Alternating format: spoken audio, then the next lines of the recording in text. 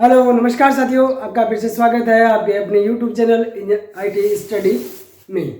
तो आज तक हमने जो पढ़ा, हमने पढ़ा टेक्निकल टर्म। पहले इंजन का किया वर्गीकरण, उससे पहले हमने हिस्ट्री को देखा इंजन के। उसके बाद हमने पढ़ना है टेक्निकल टर्म। टेक्निकल टर्म में हमने बहुत सी भाषाएं पढ़ी जिससे हम इंजन को आगे कार्य के रूप में लेने के लिए उन भाषाओं का उपयोग कर सकें। पर आज एक दुविधा और आ गई कि अगर मैं आज आपको उसका वर्गीकरण के अकॉर्डिंग आपको करा दूँ 4 स्ट्रोक और 2 स्ट्रोक, तो उसमें एक समस्या और आएगी। अभी आपको उनके भागों के नाम नहीं बताए गए, एक इंजन के भाग क्या होते हैं। तो सबसे पहले हम आज इंजन के कुछ भागों के नाम देख लेते हैं। इंजन के भागों के नाम के बाद मैं आपको पूरा का पूरा आज 4 स्ट्रोक साइकिल इंजन जिसमें CI और SI दोनों को करवाने जा रहा हूँ। तो आज आपने क्लास को शुरुआत से लेके अंत तक बिल्कुल सही तरीके से देखना है, कहीं भी स्किप नहीं करना। जिसने भी सब्सक्राइब नहीं किया है सब्सक्राइब कर लें, बेल आइकन को दबा लें ताकि जैसे भी नया वीडियो अपलोड हो आपके पास सीधा पहुंच जाए। तो चलते हैं आज की क्लास पे। तो आज का क्लास का नाम है इंजन के भाग। इंजन के भाग। तो इंजन के भाग के लिए अपने सबसे पहले इंजन ड्रॉ कर लेते हैं। इंजन ड्रॉ करने के लिए कुछ ज़्यादा क्रिया विधि नहीं है साथियों, हमें एक छोटा सा डायग्राम बनाना है। इस डायग्राम में वो सभी भाग दिखा देने हैं। कौन से साथियों? वो सभी भाग जो एक इंजन में लगते हैं। ये लो जी, हर एक भाग आपने एक ध्यान रखना, अगर आपकी स्केचिंग अच्छी है तो आपको ईडी में कोई फेल नहीं कर सकता, क्योंकि ईडी में इससे समतुल्य प्रश्न बहुत आते हैं कि फ्री हैंड स्केच बनाएं। फ्री हैंड स्केच किसी का पूछ सकता है, आपके कोई इंजन पार्ट्स है या इंजन का कोई भाग का नाम है, टूल्स है, तो सभी चीज़ों के आपके नाम आपके साथ होने चाहिए। तो यहाँ आज अपने चलते हैं इंजन के भागों पर। तो सभी भाग ध्यान से देखें। हम पहले एक डायग्राम बनाया, इस डायग्राम को अपने सिर्फ ये प्रदर्शित कर रहे हैं कि ये डायग्राम में सभी भागों को समायोजित कर सकें। इसके ऊपर अपने लगा दें साथियों ऊपर वाला भाग।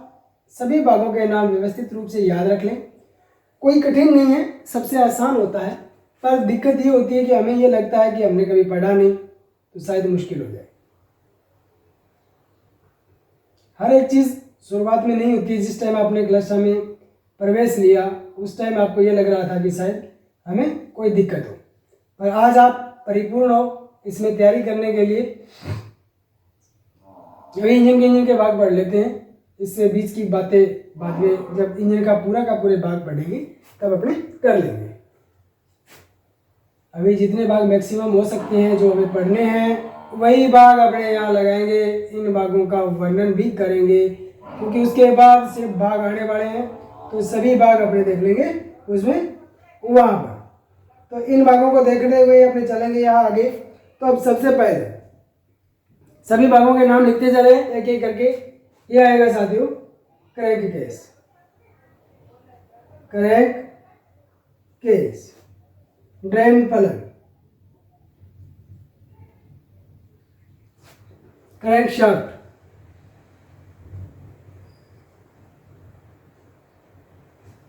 Connecting road, connecting road, Gajan pin, piston, rings, cylinder,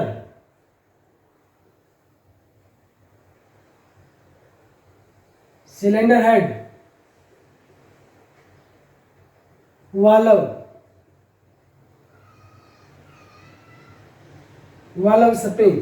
इसके अलावा कुछ भाग जो छुपे हुए होते हैं, हमारे यहाँ बहुत से भाग आएंगे जैसे केम शाफ्ट है, टाइमिंग गियर है, रोकर आर्म है, पुश रोड है।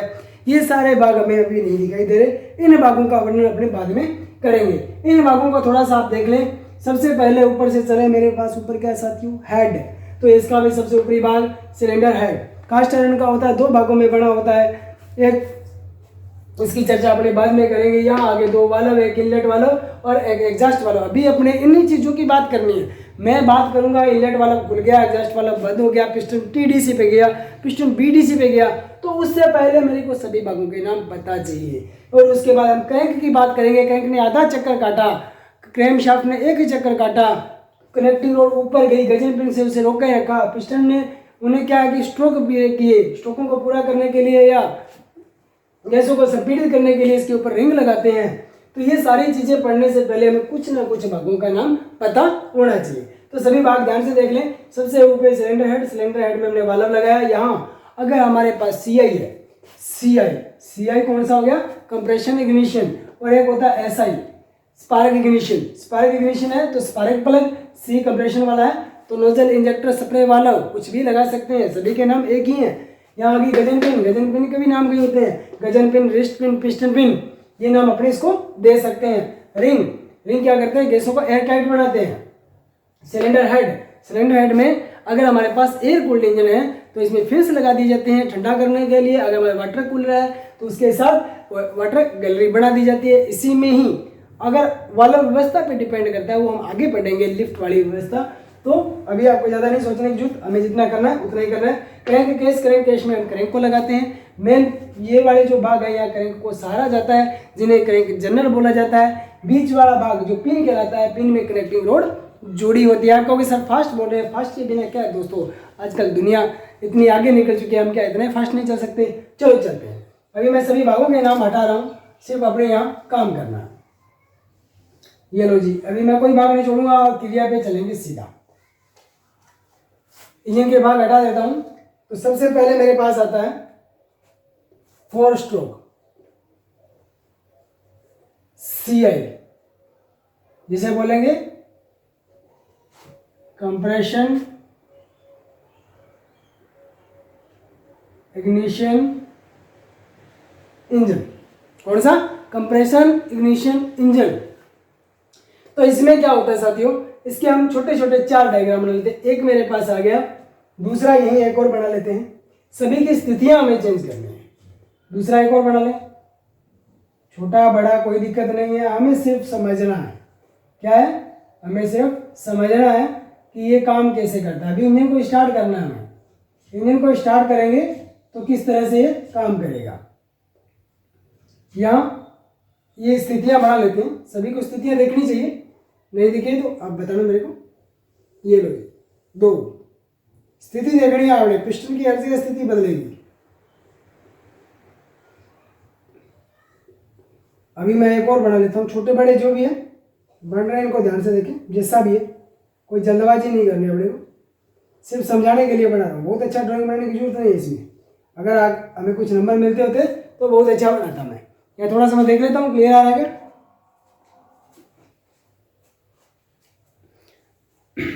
हाँ सही दिख रहा है। अब बात करें, एक इंजन में 4 स्ट्रोक लिखा है साथियों, इसमें 4 स्ट्रोकें होती है। सबसे पहले इनको 4 को 1 2 3 और 4 स्ट्रोकें लिख ले। पहली होती है साथियों सक्शन, कौन सी, सक्शन। दूसरी होती है कंप्रेशन, तीसरी होती है पावर, और चौथी होती है एग्जॉस्ट। अब बात करें सक्शन को, ही एक प्रश्न कई बार पूछ लिया जाता है कि इंडक्शन स्ट्रोक में क्या होता है, तो सक्शन को इंडक्शन बोल दिया जाता है, इंडक्शन। कंप्रेशन हो गया, पावर को फायरिंग बोला जाता है, फायरिंग स्ट्रोक, इसको एक्सपांशन बोला जाता है, मतलब कि प्रसार स्ट्रोक, जहां गैसों का प्रसार होता है, फैलती है जहां, या एग्जॉस्ट। ये तो हो गई 4 स्ट्रोक है। अब 4 स्ट्रोकों की बात की जाए तो 4 स्ट्रोक पूरे करने के लिए क्रैंक शाफ्ट कितने चक्कर काटती है, क्रैंक शाफ्ट चक्कर कितने काटेगी, हमें पता होना चाहिए कि अगर 4 स्ट्रोक साइकिल इंजन है तो क्रैंक शाफ्ट के 2 चक्कर में 2 आरपीएम जिसे लिख सकते हैं, 2 आरपीएम में 4 स्ट्रोक पूरी होती है। अगर यही होता 2 स्ट्रोक वाला होता हमारे, तो क्रैंक शाफ्ट के प्रत्येक एक चक्कर में 4 स्ट्रोकें पूरी हो जाती है। तो हमें बात कर रहे हैं 4 स्ट्रोक की, तो याद रखना है क्रैंक शाफ्ट के प्रत्येक 2 चक्कर में एक बार एक पावर स्ट्रोक मिलता है। तो इसलिए ये थोड़े से 2 स्ट्रोक भी अनबैलेंस चलते हैं, परंतु इसको कंट्रोल करने के लिए हम क्या लगाते हैं साथियों, फ्लाई व्हील। क्या, फ्लाई व्हील, जिसे क्या कहते हैं, ऊर्जा संग्रहण युक्ति भी कहते हैं, ऊर्जा संग्रहण युक्ति किसको कहते हैं? फ्लाईव्हील को। अब बात की जाए, हमें इन चारों स्ट्रोकों को समझना है ये काम कैसे करते हैं। तो सबसे पहले मैं यहाँ इन सभी को हटा देता हूँ यहाँ से, कोई दिक्कत नहीं है, आपको समझना था समझ लिया। अब बात चलती है, हम इन चारों स्ट्रोकों को प्रत्येक एक एक डायग्राम के नीचे लगा देते हैं। जैसे इसको लिख लेता हूँ मैं, सक्शन कर रहा है, सक्शन कर रहा है,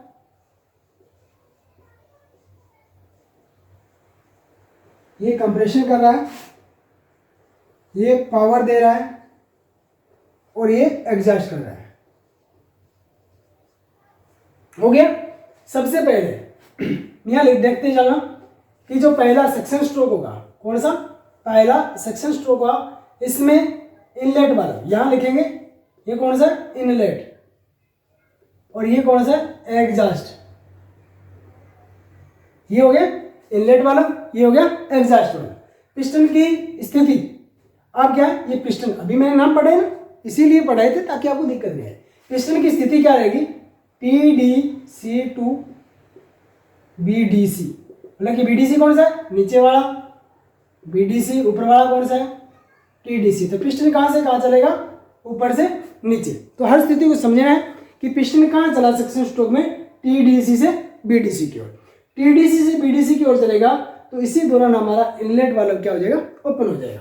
क्या हो जाएगा? इनलेट वाल्व ओपन हो जाएगा और एग्जॉस्ट वाला होगा वो क्लोज ही रहेगा। यहां से क्या हुआ, जैसे इनलेट वाला क्लोज हुआ, ओपन हुआ, पिस्टन ऊपर से नीचे की ओर चला। इसमें एक एग्जांपल देके बताता हूं होगा क्या। हम ये कहते हैं कि जैसे ही ऊपर से नीचे की ओर पिस्टन चलता है तो इसमें वैक्यूम पैदा होता है, खिंचाव पैदा होता है। खिंचाव की वजह से इसमें कुछ गैसें बढ़ जाती है। अगर हमारे पास कौन सा इंजन है? ये कंप्रेशन है। कंप्रेशन इग्निशन इंजन में सिर्फ और सिर्फ शुद्ध ताजी हवा ही आएगी। अगर हमारे पास ऐसा ही होता तो यहाँ पेट्रोल और हवा का मिश्रण आता। अब यहाँ क्या आएगा? शुद्ध हवा। शुद्ध हवा कहाँ से आई साथियों? ये देखो, शुद्ध हवा आई, इसका संबंध होता है किसके साथ? इस एयर क्लीनर के साथ। एयर क्लीनर, जैसे अपने एयर कैलेंडर की सीधा कह देते हैं, एयर कैलेंडर है जी लगे हुए, नहीं, अपने क्या करना है? एयर क्लीनर से हवा शुद्ध होके आगे किसमें? सिलेंडर में, और किसके द्वारा? पिस्टन के खिंचाव के। अब पिस्टन आपको खिंचाव कैसे करता है? अब अपने होली खेलते हैं, होली में एक पिचकारी लेके आते हैं ना, तो उसमें जैसे उसका प्लंजर पंप जो हैंडल है उसको आगे से पीछे की ओर खींचते हैं तो उसमें क्या बढ़ जाता है? पानी बढ़ जाता है। एक डॉक्टर सिरिंज में क्या करता है? ऐसे भरा, नीचे की ओर खींचा, उसमें पानी आ गया। तो वो कैसे आया? उसमें क्या था? वैक्यूम, खिंचाव। खिंचाव के कारण अगर वो पानी को खींच सकता है तो क्या ये हवा को नहीं खींचेगा? खींचेगा। खींच लिया। चलो आगे चलते हैं। पहला स्ट्रोक हमारा पूरा हो गया। इस स्थिति में क्या हुआ? क्रैंक की स्थिति देखो, क्रैंक की स्थिति, क्रैंक यहां से यहां तक चलेगी। कितनी? यहां से यहां तक। कितना? आधा चक्कर। और आधा चक्कर में क्रैंकशाफ्ट कितनी घूमती है? 180 डिग्री। अब यार यहाँ 2 स्ट्रोक में क्रैंकशाफ्ट 360 डिग्री में पावर स्ट्रोक होता है, बल्कि 4 स्ट्रोक में 720 डिग्री। अभी आपने ध्यान देना है, यहाँ 180 घूम गई, यहाँ से यहाँ आ गई, पिस्टन मेरा यहाँ से आ गया BDC पे, अब यहाँ आ गया BDC पे, और स्ट्रोक आ गया मेरा कंप्रेशन, राइट? कंप्रेशन पे चलो, कंप्रेशन पे देखो, पिस्टन ने यहाँ से यहाँ आया, उस टाइम वाल्व अब जैसे ही नीचे आया, गैसें आनी थी वो भर गई मेरे इसमें सिलेंडर में, भर गई। अब क्या हुआ? दोनों valve, both valve is close. अब यहाँ क्या होगा? इस स्थिति में दोनों वाल्व बंद हो जाएंगे, मतलब कि जो गैसें हैं उनको बाहर जाने का रास्ता नहीं देना। तो इस स्थिति में क्या होगा? वही पिस्टन की स्थिति देखो, ये था मेरा BDC, ये था मेरा TDC। यहाँ पिस्टन की स्थिति रहेगी नीचे से ऊपर की ओर। अब क्या होगा? जब दोनों वाल्व बंद है, क्या है? दोनों वाल्व बंद है और किसी चीज में इतनी दूर से हवा, अगर मैं इसको इतनी सी जगह दबा दूं तो क्या होगा जी? नहीं पता। उदाहरण लो, घर में आप साइकिल के पंप से साइकिल में हवा भरते हो, भर ली। अब आप ऐसे करो, उसको आगे से बंद कर दो, या हवा का दबाव बहुत ज़्यादा हो गया, तो आप जैसे ही पंप लगाओगे, पंप का जो नीचे वाला सिरा, ये मेरा पंप है, यहाँ से हवा जा रही है, तो आपने पंप को इतना ऊंचा उठा लिया है, जो रबड़ की सील थी उससे नीचे तक आप लेके आए, ऊपर उठा के जब यहाँ तक ले आए, तो ये पंप का जो सिरा होगा बहुत ज़्यादा गर्म हो जाएगा। तो ज़्यादा गर्म होने का वजह, क्योंकि इतनी दूर की हवा को जब इतनी सी दूर में कंप्रेस करेंगे तो क्या होगा साथियों? वो हवा गर्म हो जाएगी और हवा का तापमान बढ़ जाएगा। चलो लाइट तो नहीं आ रही, अपने चलते हैं आगे। यहाँ बात हो रही थी अपने कि यहाँ दोनों वाल्व जब बंद हो गए तब सीधी सी बात अगर ले अपने पंप लिया उसको अगर हम दबाव देंगे और थोड़े देर टाइम बाद देखोगे कि पंप की जो नली होती है वो बाहर आ जाती है क्योंकि गर्म के कारण हो जाती है। तो ये कहते हैं कि ये जो जैसे कंप्रेशन में पिस्टन ऊपर जाएगा, स्थिति कौन सी रहेगी, ऊपर जाएगी। तो इसमें ये जो क्रैंक शाफ्ट थी कितने डिग्री घूम गई साथियों, 180 फिर घूम गई, 180 पहले घूम गई, 180 अब घूम गई, 360 डिग्री घूम गई, मतलब कि एक ही चक्कर हो गया। हमने कहा था 2 चक्कर में पावर स्ट्रोक मिलता है। तो यहाँ क्या होगा कि साइंस कहती है कि अगर इसका दबाव यहाँ तकरीबन 350 से 550 पाउंड प्रति वर्ग इंच हो जाता है। इसी तरह जो यहाँ का तापमान था, जो दबाने पर जो मैंने कहा ये पिस्टन यहाँ चला जाएगा, कहाँ चला जाएगा, यहाँ इतने दूर का चार्ज इतनी दूर में जमा हो जाएगा, इतने दूर में जमा होगा क्योंकि यहाँ एक कंबशन चैम्बर इसमें जमा हो जाएगा। तो इसका तापमान 600 से 800 डिग्री सेंटीग्रेड तक आ जाता है। और डीजल को जलाने के लिए तो हमें तकरीबन 250 से 300 तापमान ही चाहिए, बल्कि 600 से 800 डिग्री हो गया। अब हमारे हो गए 2 स्ट्रोकें पूरी, कौन सी, सक्शन और कंप्रेशन। तीसरी भी चलते फायरिंग पे। फायरिंग पे मैंने क्या किया, यहाँ मैंने जो गैसें दी उनको गर्म कर रखा है, दाब भी बहुत है, दाब कितने मेरे 350 से 550 और टेम्परेचर कितना है 600 टू 800। अगर इसी टाइम मैं यहाँ से जो ये मैंने नोजल लगाई है इस नोजल से यहाँ एक कणिक कर डीजल का स्प्रे कर दूँ तो वो आते ही इसके संपर्क में जल जाएगा। क्या हो जाएगा, जल जाएगा। और जलते ही यहाँ पिस्टन की स्थिति क्या होगी, TDC टू BDC, ऊपर से नीचे की ओर। अभी इस दौरान क्या होगा, अचानक से पूरा धक्का लगेगा। यहाँ क्या होगा कि जो मेरे पास डीजल स्प्रे हुआ और तापमान बहुत अधिक था जिससे डीजल ने स्प्रे किया, और डीजल का स्प्रे करते हैं बहुत जोर का ब्लास्ट होता है, जैसे पटाखा बजता है, पटाखा तो धक्को लागे, टिक्का आगे धक्को लागती, और क्या होगा ये पूरी की पूरी पावर इस मेरे यहाँ इसके बाहर लगे फ्लाई व्हील को। और फ्लाई व्हील को मैंने अभी कहा था स्टोरेज डिवाइस कहते हैं। फ्लाई व्हील को मिल गई। अब फ्लाई व्हील क्या करेगा, तीनों जो आइडल स्ट्रोक बचे, आइडल स्ट्रोक की बात करेंगे अपने बाद में। आइडल स्ट्रोक आपसे पूछूंगा आइडल स्ट्रोक कौन कौन से है। अभी यहाँ पावर स्ट्रोक में काम क्या था, एक्सपांशन, प्रसार होना। यहाँ से क्या होगा, पिस्टन का प्रसार होगा, पिस्टन ऊपर से नीचे की ओर दौड़ेगा, मतलब TDC से BDC, और क्रैंक शाफ्ट घूम गई फिर मेरी 180 डिग्री। आधा चक्कर, 1.5 चक्कर हो गया, 1.5 चक्कर हो गया। अब आगे चलेंगे एग्जॉस्ट में। यहाँ क्या होगा, अब वाल्व की स्थिति देखिए नहीं, यहाँ मैंने कहा था दोनों वाल्व बंद है और यहाँ भी दोनों वाल्व बंद रहेंगे तभी डीजल का स्प्रे होगा। एक वाल्व खुलेगा, कौन सा, नोजल जो क्या करेगा, डीजल का स्प्रे करेगा। अंतिम स्थिति आती है, यहाँ क्या होगा मेरा, इनलेट वाल्व क्लोज रहेगा और एग्जॉस्ट वाल्व ओपन हो जाएगा। क्योंकि जब कोई चीज जलती है तो धुआं निकलता है, वो धुआं बाहर निकालने के लिए मेरे को क्या करना है, पिस्टन को BDC टू TDC चलाना है।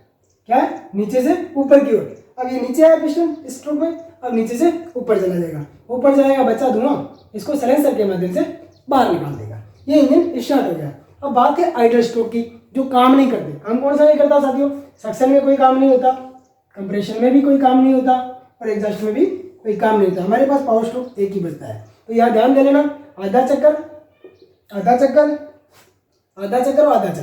तो क्रैंक शाफ्ट के 2 चक्कर हो गए,